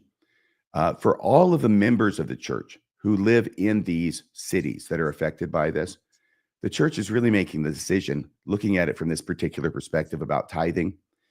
Is their TUF that they would have to pay, okay, if they're required to pay it, is that going to come out of the tithing, right? Are they going to have to take it out of the members' tithing? Or are they not going to have to pay it out of the members' tithing? And will the members have to pay it in addition to the tithing that they pay to the church? And what the church wants is for the members, the affected members, to have to pay tithing plus the TUF. So screw the members. We want the maximum amount of money possible, is what this position is arguing from that particular point of view. He seems like he might be church broke. He's grabbing that microphone as if he's up at the rostrum, getting ready to give his talk. And his suit, definitely. At the rostrum. Yes, he is. You're right. I think that he's a very righteous fellow. He looks like a stake president. So here's the Provo situation. If efforts to exempt religious institutions from transportation utility fees succeed, one city would likely see more impact than any other, Provo, which makes sense, doesn't it? The LDS Church has constructed 2 temples within its city limits, one of which is being renovated, has dozens of meeting houses in the city, and for 150 years has operated the 738-acre main campus of Brigham Young University there. That is a lot of property being owned by the church, which is not going to be contributing to the upkeep of the city roads if they're given a complete exemption, which of course means it falls on the shoulders of everybody else. And when you have this massive amount of property being owned by the church in this one city, then that's a huge shift to the shoulders of the other people in the city. And this individual, who's another Republican, he's from Provo, Norm Thurston, he says, this is a particular problem for my city because there's so much of the property that they have that is tied up in nonprofits, hospitals, universities, churches, etc. And the reality is that whenever we exempt somebody, the tax doesn't go away. It just gets shifted onto everybody else. Back to Karen Pearson, the representative, she says her colleagues, she asked them to extend some exemption to churches because this is what's going on behind the scenes, right? Or else, if you don't give the church some exemption, her concern is that one of our cities is going to be sued by the church for making them pay a complete TUF. This is the backdrop against which all this is playing out. Should we allow the church some sort of exemption in order to prevent them from suing? And if so, how much of an exemption should be allowed? And I think that's what Karen Peterson is trying to struggle with in order to come up with something that will appease the church enough. But she thinks that allowing the church a complete exemption is not fair, and making them pay a complete TUF like everybody else has to may provoke a lawsuit. Let me see if there's any more slides here. Oh yeah, we got this fellow. Here's Brammer again. Cool glasses. Brammer said he thinks there is room to find a middle ground, but acknowledged that we may not get to a compromise, but that's okay. And here's one of the funniest lines he gets. If there isn't some settlement reached, Brammer said there may be grounds for the LDS Church to go to court, but the church isn't a particularly lawsuit-hungry entity. Ha ha ha ha. I had to mute myself. I was laughing so hard. Yes. So that is the article. That's the story. What are your thoughts? I have to say that I travel around many cities here in Utah and have for, 30 years, and the roads are crap in lots of places. There are a lot of problems. There's always construction. There are potholes, all kinds of things. But as the one, I can't remember which one you read from, when someone's exempt, that is then pushed to someone else. And who is that pushed to? That is pushed to members of the church who are already paying 10% of their income to the entity that will not help support the infrastructure of the city. It is a lose-lose. Pay your tithing and then your taxes in addition to that to support the roads. But did you hear what they all said? Again, we're just nervous. They might sue us. This is not a church. This is a corporation. Right. Everybody bows down because they're terrified of going to court because they know what's going to happen. Be it a temple, be it trying to get, I think it's very fair. You can't drive anywhere without being on a road that's leading to some kind of LDS building or enterprise here. And to me, it's extremely fair to have some kind of a fee. I know the church is pretty nervous about that. As we learned from your podcast with the woman who was part of the Strengthening the Members Committee, one of the things the church is really afraid of is the tax exempt status. And I wonder if they see having to pay a fee as sort of a gateway to, I don't know, revisiting a whole bunch of different things like that, opening a Pandora's box. I don't know. But it's very disturbing that city after city just says, fine, do what you want because they're terrified of being sued. And the loser is all of us who live in Utah. And especially the loser is someone who's LDS who's also paying tithing. So I know that the church, I know the LDS Church is a corporation, and as such, it wants to maximize profits. But in this situation, it just seems that time after time, whenever there's a decision that the church makes between the welfare of its members or getting more money, they always go for the getting more money. Yeah. I would guess they're the largest landholder in Utah, and they also want to be exempt from having to contribute to the upkeep of the roads. What a great neighbor they are, buying up all the land and paying none of the fees. That sounds like the church that I was a part of. Wow. Yeah. Well, back to you, Rebecca. Back to me. Well, thank you for that story. I mean, didn't Jesus say, come follow me? And how do you come follow someone? You walk down the road, right? So come on, LDS Church, pay the fees. All right. I think Bill is going to tell us a little bit about BYU, right? Back to Provo. Already back. Yeah, this was such a sad story. Good heavens. Yep. So this came out on the 8th. So 2 days ago.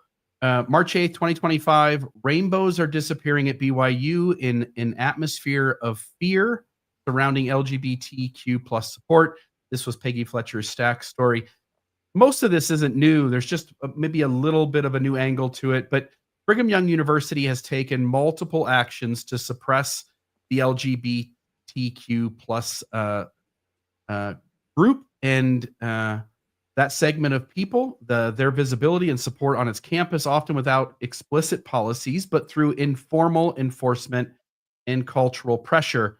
This was an image that they used in that Salt Lake Tribune story. You see the little rainbow triangle down at the bottom, safe space. Well, BYU goes around and sort of removes these things whenever they're posted.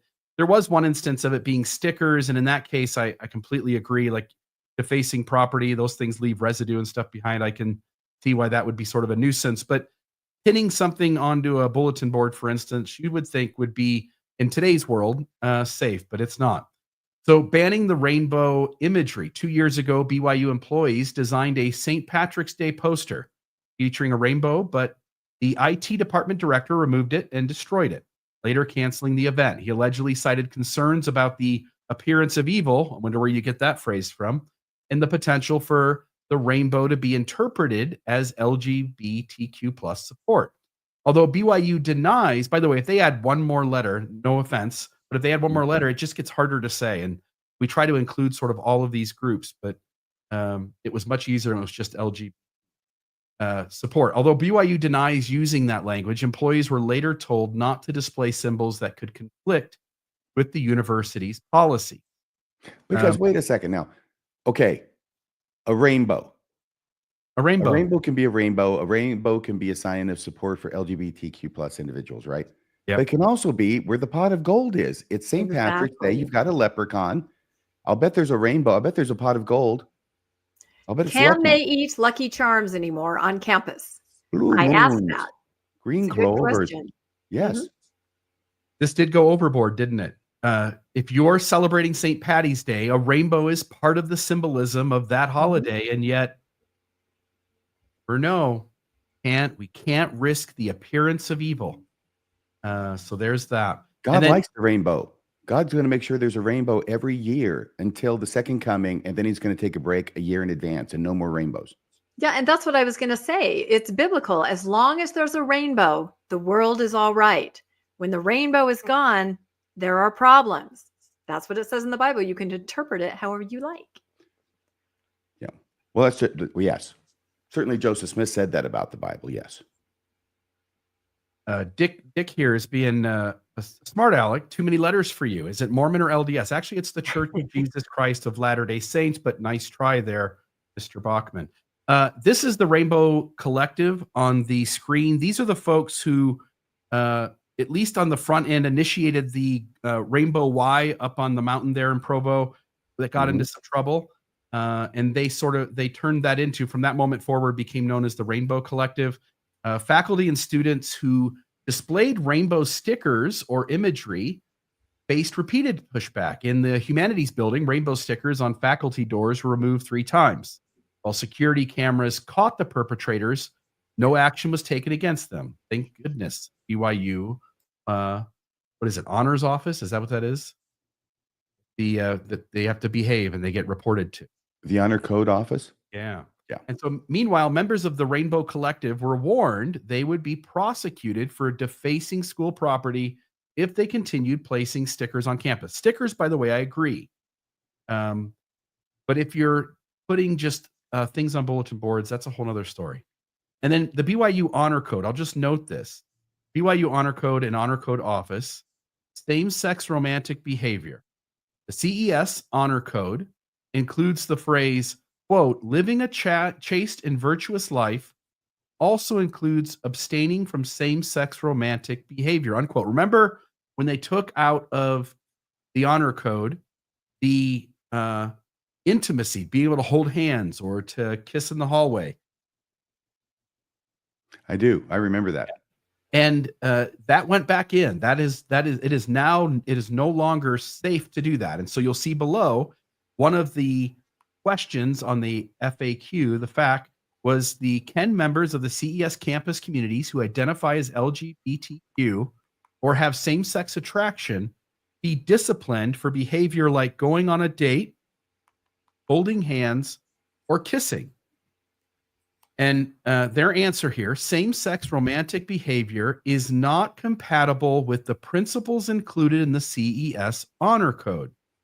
As in years past, each situation will be handled on a case-by-case basis to help each student feel the love of the Savior and to encourage them to live their gospel covenants and their university and college commitments. So there's that. Well, it's concerning this whole case-by-case basis. Right. Sorry, just as an attorney, a lot of times there are different things in the law where things are determined on a case-by-case basis, but there are elements that are looked at and weighed and balanced out. If you don't have what it is that you're looking for or how you're weighting things, and you're just saying, we'll determine it on a case-by-case basis, that's a recipe for discrimination. Well, and it was such a bait and switch, I have to say. I mean, most of us believe they took that language out of the Honor Code because they were auditioning for the Big 12, right? And they didn't want to have it written anywhere in their policies. There was a problem with that. And then a few weeks later, and then of course, everyone's like, it's gone. Let's kiss in front of the Honor Code office. Let's kiss in front of the Brigham Young statue. And then if we all remember, they, kind of slipped the language back in and then kind of kicked the can down the road to ecclesiastical endorsements. It's not the school doing that to them, but the student does need an ecclesiastical endorsement to get into the school and continue at the school. So we'll push it down to the bishop, and he will be the one that says, nope, because of, same-sex intimacy, you cannot have an endorsement. Therefore, you won't be at BYU. So bait and switch and kicking the can down the road. It's just infuriating. Which is another example of what Kate talked about last Wednesday, which was about how the high leadership in the church uses the bishops and stake presidents to enforce the unattractive policies that the leaders impose on them. Yeah. And as you both can imagine, leaving the rules ambiguous, not knowing who will be punished for what, will certainly have some people crossing a line they didn't know existed, and they'll be in trouble. but more times than not, it just scares everyone into doing less of anything close to the line, which is often what high demand religions do whenever they do obfuscate what the actual rule is. Yeah, and if I can cut to the chase on this, I think that the main message here is that, frankly, they're not going to have any of it, and you will be kicked out of school, but they know they can't say that, so they put all this gobbledygook in there in the answer. That's it. Yep. So in 2020, BYU quietly removed a section of the honor code that banned expressions of same-sex intimacy. Students celebrated, believing it signaled a shift in the policy. We talked about this just now. Weeks later, the university clarified that same-sex romantic behavior was still forbidden. The honor code was later updated to explicitly require abstinence from such behavior, and that was what we just read to you from the previous screen. Now, two people we're familiar with, good old Clark Gilbert and Ben Shalati. So these two, Ben is, I believe, a gay man. Clark Gilbert is head of education there at BYU, if I'm not mistaken. And these two are sort of at odds with each other. So the administrative efforts to reinforce this suppression. Under Clark Gilbert, the commissioner of church education, BYU strengthened its stance against LGBTQ plus support. Faculty were required to affirm teachings on marriage, family, and gender as part of their testimony. We've talked about that in the past. The apostolic speeches, including Jeffrey R. Holland's Musket Talk, opposing same-sex marriage, were made required reading for students. He regretted that talk, but sadly, it became required reading. That doesn't make much sense. Meanwhile, openly gay staffers like Ben Shalati, who once felt safe displaying small rainbow symbols, reported increased pressure to stay silent about go ahead, RFM. Oh, about LGBTQ plus issues. I didn't mean to interrupt your sentence, but before you go away from the slide, Bill, it's just so important, I think, to underscore that this is a classic example, and it's absolutely verifiable, of how it is that church leaders give one message to the outside world and another message to the members. And the message to the outside world is he got called on what was perceived by a lot of people inside the church and outside the church as anti-LGBTQ plus with his Musket speech. So he issues this public, or has somebody issue it. I don't know if he did it himself, but there was was it an apology? It was expressions of regret for some of the messaging and how he worded it. Right. Well, so that's what he expressions of says. regret by how people took it was sort of what it was. It really wasn't an apology. That's why I was thinking it wasn't an apology. No, he was saying, I'm sorry that some people, yeah. I'm sorry some people misunderstood my come follow Jesus speech. So here's the thing. The thing is that's the message to the outside. The message to the inside is this talk is so important that they make it required reading for all incoming students to BYU. That is total BS. And that is the kind of double messaging that the church does on this issue and on a host of other issues. They'll say one thing to the public because they know they have to in order to have credibility with the public, but they will go and do the opposite with their members. Yep. And so now we sort of lay out the groundwork of the things that have happened before us. Now we get into sort of what's going on in the present moment. So I'll just note the church, BYU, has an office of belonging. And this was originally meant as sort of a olive branch to the LGBTQ plus community to sort of say like, hey, this will be sort of the balancing entity that'll make sure that things don't go too far. Well, this entity is now just as much in lockstep with the church now, because look at the very first line. Covenant belonging at BYU. At BYU. So belonging is more than just being included. It is the embodiment of Christ-like love based on the belief that we are all children of God with unique experiences, gifts, and talents. Remember, when the church have to be Mormon, we have to be observant Mormons to be in the office of belonging. We have to be observant Mormons to belong. That's what they've said. That's how badly they bastardized this office. This is incredible. Even their website, I don't know what it's like now, but initially when we looked at it, it just took you to a lot of articles from the church. There were no resources. There were no people to contact, no groups that could support. There were just articles from the church. And in fact, I know of people that tried to put together sort of freshman welcome bags, putting information about places you could go for support, resources for the LGBTQ community. Initially kind of got some permission to do it, and then the very last minute was yanked. We're not going to share these resources. So I don't think there are any resources being shared. Rebecca, if I can just explain, I did a leap in my thinking, and I do that sometimes. And I think most people get it, but let me explain why it was that I said what I said. Is because when they say not only covenant belonging, but belonging is the embodiment of Christ-like love based on the belief that we are all children of God. That's Mormonism. That's Mormonism. We believe that we're children of God, and He's our Heavenly Father. So that's why I said what I said, that you can belong, but only if you're a Mormon. And if you remember, when the church put in the office of belonging, when BYU put in, but we all know it's the church. When the church put in the office of belonging at BYU, it was at a moment where the pushback was sort of loud. The church sort of had to make a move to sort of mend some fences.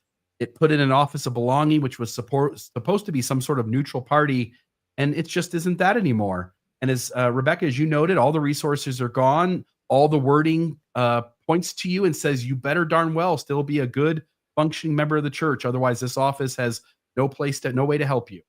Well, it is another expression of Elder Holland's General Conference talk about everybody has a place in the choir, but you all have to sing the words that we write for you. Correct. Everybody better be on the same page in the hymn book. So BYU's Office of Belonging in the contradiction of inclusions. Despite having an Office of Belonging, the university actively suppresses LGBTQ plus representation. Faculty were advised to avoid rainbows because they were considered too divisive. Those darn rainbows. While religious materials affirming the church's traditional family teachings were allowed on doors. Those stickers you can put anywhere. That's the proclamation on the family is what they're saying, right? Yeah. Yep. Symbols of LGBTQ plus inclusion were discouraged. And that's saying it lightly. And then you get, the folks who have protested in the past, tried to get something to budge or get some movement, at least have their voices heard. Many LGBTQ plus students at BYU report feelings of isolation, compounded by an environment where any visible sign of support is erased or discouraged. While BYU does not have an explicit ban on rainbow imagery, an unwritten policy ensures that those symbols are quietly removed. Faculty are pressured to conform, and students are left without visible allies. The office here of belonging was supposed to be an ally. It was supposed to be a bridge, help soften things up. It is not anymore. It is now the enforcer of the church. And what a crazy change that is. I'll just note. Well, it's almost as crazy as having a committee that's called the Strengthening Church Members Committee be in charge of spying and reporting for discipline critics who are members of the church. Yeah. By the way, I wanted to ask Rebecca and you too, Bill. Do you remember what happened to that BYU professor who had something pasted on his door by some student and he was took it and tore it shown ripping it off? Yeah, what was it again? Just thinking that. Oh, it was the proclamation on the family, right? Proclamation, yeah. So what happened to that guy? I don't know, but I was worried for him because he looked like he might be close to retirement, and that would be really bad. So I do not know what happened to him, but I remember that incident because it was caught on tape. So I don't know if anyone in the comments know. Yeah. Oh yeah, that's what I was going to say. Let us know in the comments of the live chat if you know. I could try to look that up later too. So just a little poster here. When religion becomes abusive, close your eyes, keep your mouth shut. Let me restrain you. It looks like a scene out of Labyrinth. Yeah, this Labyrinth. The musician, who was the star of that? David Bowie. David Bowie. Yeah. And Jennifer Connelly. Yeah. Yep. What was the movie with Tom Cruise and like a unicorn or something? I always mix those Legend. two. Legends of the Fall. Yeah. No, just Legend. Yeah, Legend of the Fall. Legend? Oh, it wasn't Tom Legend. Cruise wasn't. Now that's something different. That's another heartthrob of yours. Brad Pitt was in Legends of the Fall. That's right. I bet they all had rainbows in them. I think Legends of the Fall was superior. I do too. Yeah, I say all of that to say this. This faith inherits children and young adults into its belief system, conditioning them within a narrow insular worldview that contradicts modern science and informed perspective. Yet after shaping their reality from birth, it then claims the right to impose harmful narratives, silence critical thought, and marginalize these same young people when they seek authenticity outside the rigid boundaries it constructed for them. BYU's suppression of the LGBTQ plus visibility is just one example of how the institution enforces conformity while denying the very students it raised the freedom to explore broader, healthier ways of understanding themselves and the world. Denying those very students it raised the freedom to explore broader, Probably there's a with there, while denying the very students it raised with the freedom to explore broader. Yeah. In other words, if you're born into Scientology, you have no choice but to think that Scientology is the one true faith, one true religion. Dianetics is real. Going clear is the real thing. I should spend $120,000 and get to the top of the pyramid scheme. And whether you're a Jehovah's Witness or a Mormon or some other faith, the same is true. You're born into the religion as a kid. It's the only lens you get. Your parents reinforce it. And then you're at college, you're 2 years in, and you figure out that the world really isn't built the way your church told you, and you're not built the way it said you had to be, and you're just up a creek without a paddle. It's sad. All right, your Did guys' you write this, Bill? Did you write this? This here particular, yes. That's really It's good. very good. It's Yeah. very good. But I think Yeah, I did put the word there at the end. Hey, in that article, I can't remember which one it was from. It was from the Deseret News. I think it was from the Tribune, where I have a bracket there because they left out a word as well. I added a word and put it in brackets to signify it. You are the vocabulary police tonight. This is good. I'm Keeps the the Nazi newscast grammar- up to a high the grammar standard. Nazi, excuse me. And then the misspelling of femininity. early. Femininity. All right. That was excellent. And, I would like to remind everybody of something that we covered from the very beginning on the newscast. And it's a documentary produced by BYU and former BYU students about that era of students fighting back from about 19 through COVID and the lighting of the Y. It's called A Long Way from Heaven. Mormonish podcast is actually featured in a couple clips, but it is. Are you kidding? I'm not kidding. Really? No, it's amazing. I did an episode where I talked to 5 gay men who had lived in a house together at BYU back in the 80s, and they supported each other and kept each other sane through all of this. And they had not reunited for, how long is that? 40 years. And they came on our podcast and they saw each other. They laughed, they cried. It was an incredible episode. And the producers of this documentary saw it because I sent it to them. And we went to the theater to see the premiere. It was last year in Lehigh. It's called A Long Way from Heaven. You guys can look up the trailer and I'll tell you more about where you can see it in a second. But we're sitting there and we had one of the men with us, Rob Lauer. You probably know who that is. We've talked to him before. And we're sitting there watching the documentary. And all of a sudden, I was sitting there with my co-host on Mormonish Landon. He goes, "Why is Rebecca yelling and pointing?" And I was on the screen going, "I was at BYU. I saw it. I was there." I mean, I started to cry. Rob started to cry. He was there talking on film. It was an incredible moment. We did not know that was going to happen. But this documentary is called A Long Way from Heaven. It's in film festivals right now, which is why it's not out. We're hoping to get picked up on Hulu or Netflix or put out in some other way so everyone can see it. But we talked about this on the newscast over a year ago, the very first time they even said we're fundraising for this. And it has footage and it has testimonials and interviews. And one of the most interesting things is it talked to some of the staff and faculty members.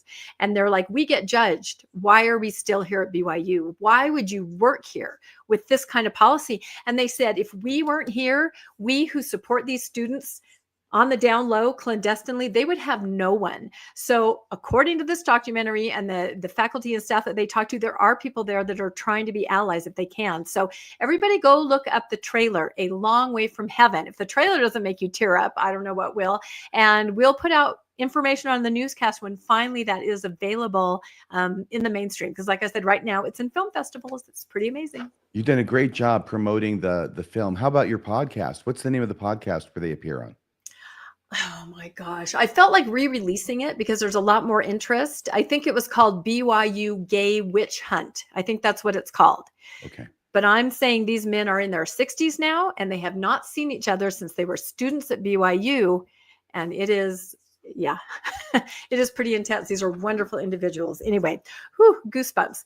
All right. I think we do have like one more quick little thing.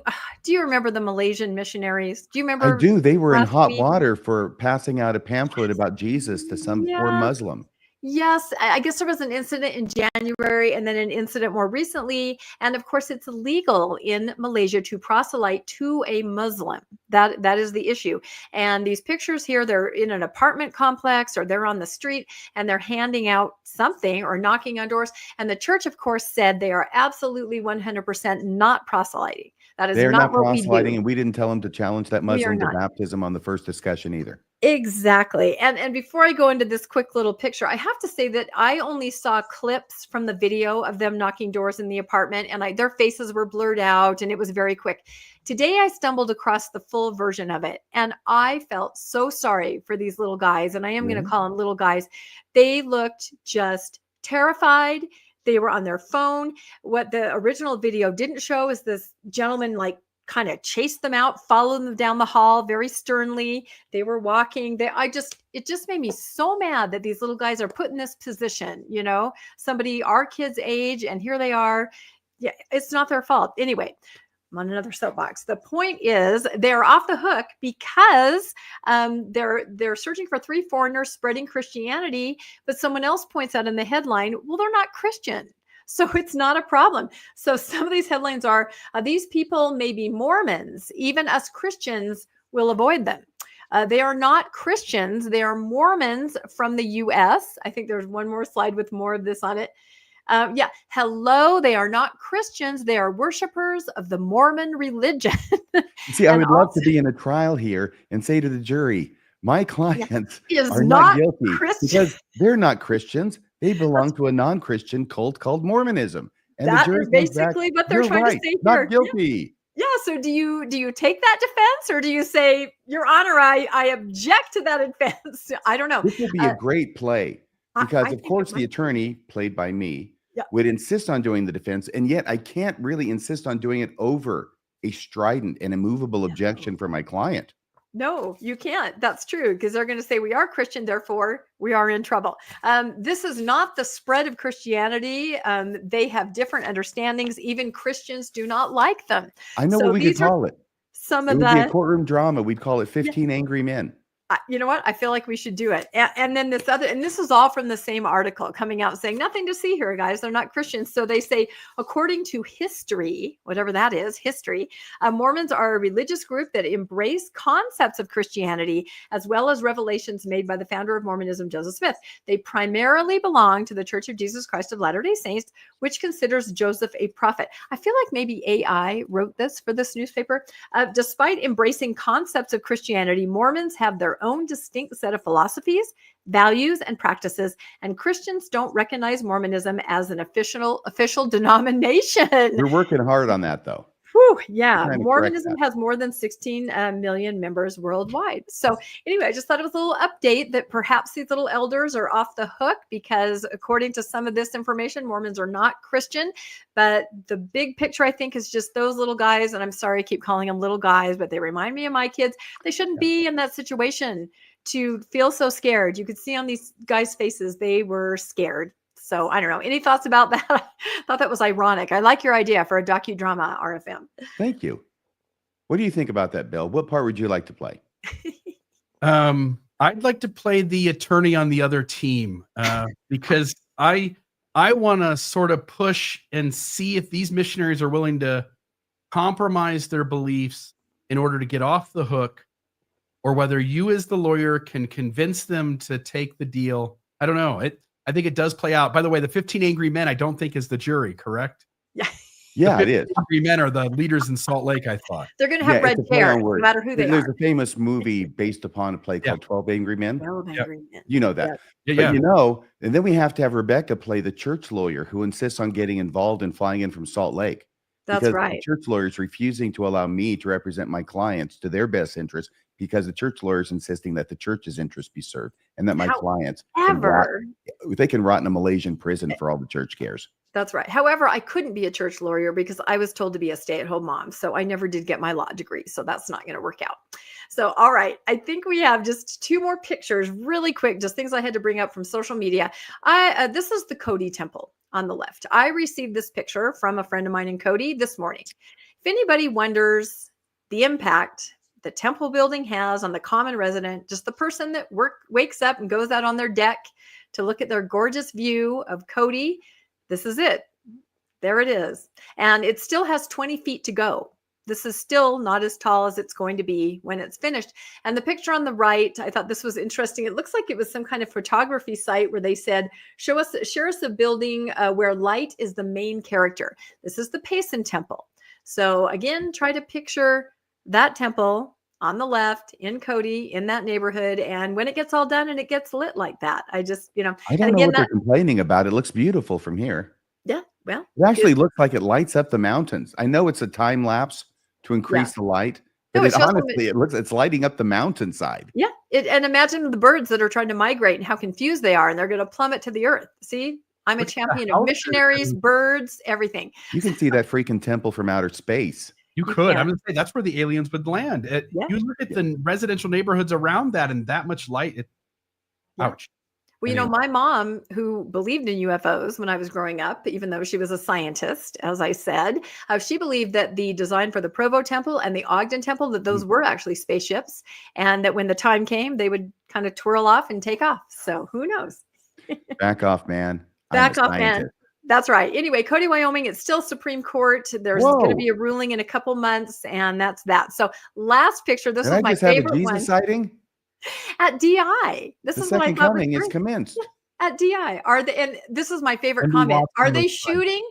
Are they shooting an undercover boss episode at DI? Whoever wrote that is brilliant if you're out there, because it took me a second. I'm like, oh, that's really funny. So, but I feel like this might be, there are people that make their living. We've covered this on the newscast, make their living, having the appearance of Jesus. So I feel like this might be it. And I also thought, what is he holding? Is it a sandal? Maybe it is Jesus. I don't know.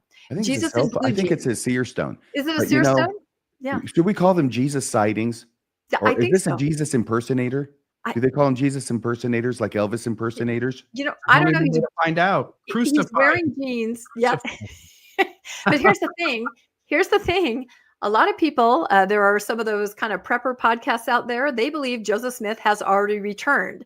Apparently, there's some interesting doctrine that they stumbled across saying that Joseph Smith is somebody that needs to come back before Jesus. He's probably the messenger in Malachi 3, according to this, who will suddenly come to his temple. I actually think that's it. So we need to be looking for Joseph Smith, and we need to be looking for Jesus before the Isn't it crazy? I don't even know what they believe, and I can figure out what they believe. Yeah, that's because Of course they do. How would they not believe that? How would they not use Malachi chapter 3? You know what Jesus says when people worship him? Thank you very much. The Jesus jumpsuit. I'd be on board with that. The Jesus Elvis impersonator. The Jesus impersonator says, thank you very much. Speaking of DI, I once found a temple jumpsuit there, and I did turn it into an Elvis costume for a school play. So there I confess. A lot of rhinestones. Yeah, because it was a full-on jumpsuit. So where else are you going to find that for like $5.99? And I did. I just decked it all out. And were you Elvis Presley? No, it wasn't for me. It was for a school play, and it was for a kid. So somebody else, like Andy Kaufman. Yeah. Exactly. Yep. It was not me. So, all right. I think that's the end of all of our news. If we go to our last slide, I think we can talk about what might be coming up next week. There's more news? We have more news? I forgot. Geez. Oh my gosh. Look at that. There's RFM jumping out of a birthday cake. Why would he be doing that? You caught me. Happy birthday, RFM. I'm singing happy birthday, Mr. President. Mr. President. Do you know who tipped me off? It was your birthday. 2 people, but one was your lovely girlfriend. Yes, I know. She told me she was going to do that. Apparently she got out of the duct tape. That's probably too soon after that horrible Ruby Frankie thing, though. That's right. So yes, the happiest of birthdays. I think I sent you a birthday song this morning. That was kind of unusual. So a birthday song? Yeah, I did. Yeah. I sent it out to other people too. Yeah, exactly. That was so nice of you, and I really appreciated that. Do you have big plans for your birthday? No. Except for the These newscast? are my big plans. This is the big I'm plan. hanging out with the only 2 friends I have on the planet. Well, I'm sorry I didn't get you a gift. Well, you're not I bet really a friend. That's Bill what you're did. going to say. Well, one maybe. That's what you're going to say. Yeah. All right. Well, everybody wish RFM a wonderful birthday. That's excellent. What sign are you? Born in March. Can you figure that out? I can't figure that out. I don't know because Bill, I do was you raised know? LDS and I was not allowed to know about any of the signs. Well, when except I for was a my kid, mom. that was the big thing. Hey, baby, what's your sign? I never Exactly. had the guts to say that to a girl, Yeah. but I'm Pisces. It's never too late. There you go. Pisces. Awesome. What sign are you, Bill? I'm Virgo. Ooh, I'm a Libra. There you go. Someone will have to You run our really are charts. such a Virgo, aren't you, Bill? I'm a Virgo. Oh my Yeah. gosh, you're such a Virgo. And you're Libra? I'm a Libra. Do you which feel is like why you are a real Libra? I'm as pure Libra as you can get. I'm right in the middle, which is probably why I'm here, balancing the two of you out and keeping the peace. And you do a Exactly. great job. All right, let's talk very quickly about what's coming up next week for Mormonism Live and Mormonism After Dark and any of the things you guys are doing. Well, Mormonish is tomorrow, right? Are you doing It is. Mormonish tomorrow? It is. Do you want to go in chronological order? Why don't we do that? We can do it. That makes more sense to the viewers. Okay, so on Mormonish, which is always Tuesday night at 6 p.m., Lars Nielsen. He is back on the show. We all remember Lars and his book. And it's been circulating and he's been, giving lectures. And there has been some pushback on some of the things in the book by Like from Dan Vogel. I was going to say, especially from Dan Vogel. That's right. And so Lars wanted to come on and just kind of talk about some of those criticisms, introduce some new information, which was actually pretty interesting. So we are going to be having Lars on a premiere, and I think he will be there in the chat with us, as will Dan. And we're going to be hashing it out. Oh, it's the premiere. It's already recorded. So Lars it's already and Dan recorded. will both Yeah. be in the So live chat. yeah. Great. Yeah. Because Landon and I work full time, we could never have a live unless it was like at 1 o'clock in the morning. So we have to always tape everything ahead of time. So if we quit our jobs, we'll start being like the rest of y'all and have our own lives. So that is coming up. And then very quickly, The Good Book Club, new book, April, Homo Deus, an excellent book, A Brief History of Tomorrow by Yuval Noah Harari. Hard to say. Anyway, if you guys want to join us, start reading the one this. who wrote that book that I never read called Sapiens. Yeah. The book that started the Good Book Club, and a lot of people call that the post-Mormon or ex-Mormon Bible.